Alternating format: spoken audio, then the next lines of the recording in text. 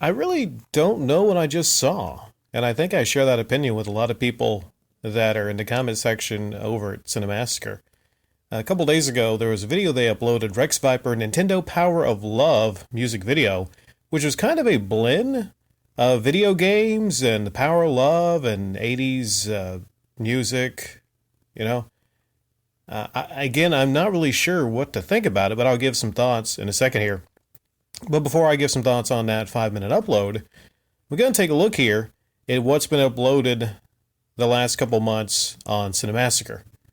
Okay, we got The Power of Love, which is uploaded 3 days ago. A teaser, I don't know if you can really count that as an upload at all. I mean, this is the main channel and they upload like a minute teaser of what's coming 3 days later.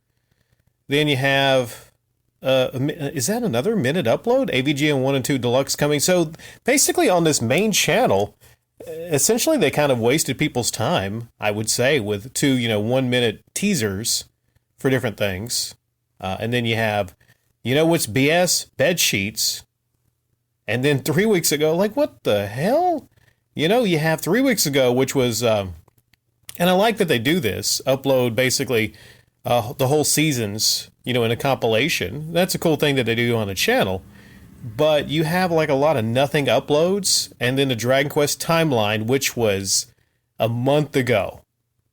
That was a month ago. All right. So this is supposedly a big major channel, 3.46 million. And that's all the uploads. I just don't really get it. I don't get it, right? One other thing a lot of people are mentioning in the comment section of that Rex Viper Power of Love video is the lack of Angry Video Game Nerd uploads. I think the last one here was The Simpsons Bartman Meets Radioactive Man, which was the Christmas one. Now, I'd say the reason most people go to that channel is to see the Angry Video Game Nerd episodes. I would wager a guess that most of their 3.46 million people want to go and see the nerd episodes. Even if they're not as good as they used to be, people still want to go and check those out. Now, this Power of Love thing, where do I start? The lead singer? He's an okay singer, I guess, but everything about him just kind of screams cringe. And maybe that's what they were going for, I'm not sure.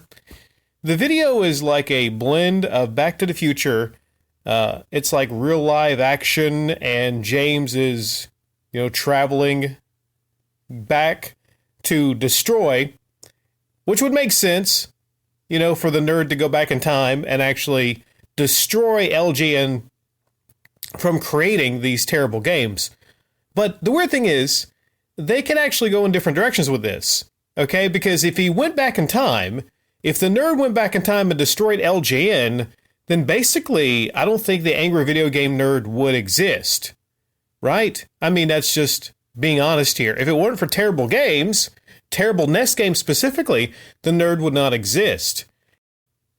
Now, the setup for the video is actually James Rolfe, playing Back to the Future, which was one of his most hated games.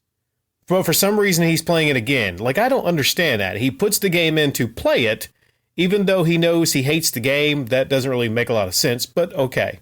So he's playing the game, and he's getting frustrated, and he goes back in time. He goes back in time to actually destroy LGN Studios. But here's where it fell off the rails and didn't make a fucking bit of sense. You think someone would catch this, all right? They're insulting my intelligence and all of your intelligence when you watch this, because destroying the LGN Back to the Future game would have no bearing on the actual movie, which was released before the LGN game. And I don't get how it would actually change the movie, which came before the game, by destroying LGN. So the whole setup for this is just, it doesn't make any sense. You think someone would have actually said, hey, you know what? The movie came before the game. Like, no one caught that? They were just dedicated to setting up this narrative, right? I will say this, though. The 5 minutes here was actually far better than watching the Nostalgia Critics summary of the AVGN movie. So, I guess this is better than the AVGN movie.